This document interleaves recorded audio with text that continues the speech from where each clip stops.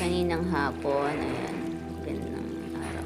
Nagpunta kami sa isang lawa dyan, malapit isang barangay sa bayan namin. Ayan, yun yung lawa.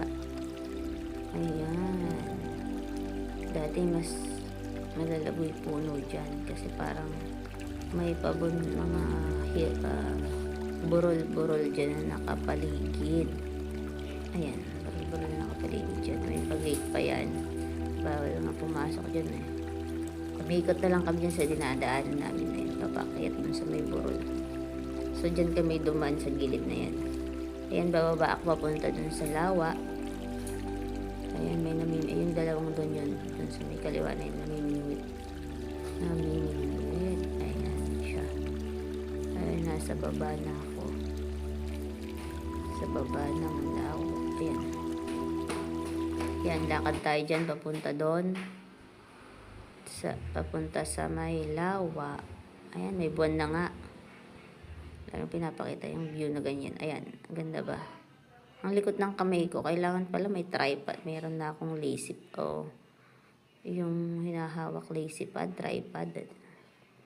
Eh, merong mga, doon nakaupo doon, nagsa-sounds.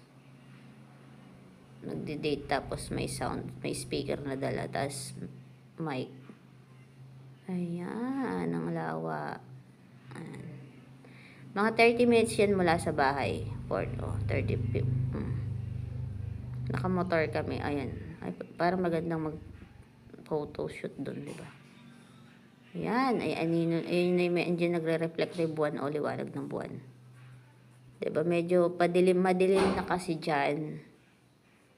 Ayan, padilim na. Medyo papadilim na. So, re-reflect yung liwanag ng buwan dyan. Yung buwan mismo. Ayan yung view na yan. Parang sa multuhan. Charot. Ayan parang may hila-hilang nang palabas yun, nakalimutan ko na parang naligaw siya sa lugar. Yan, ini-imagine. Ang ganda, diba? Ang ganda dyan, yung umaagos yung tubig. Yung parang gumagalaw yung tubig.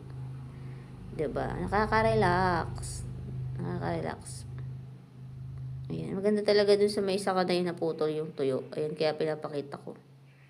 Ayan, uupo ka dun, pose ka, tas naka-gown ka dun, diba? Pictorial babaga. Tatawid ka pa dun. Pwede yatang umikot papunta dun eh. Sa may sanga na yun. Yan. Ang ganda dyan. Diba? Papakita ko na may buwan.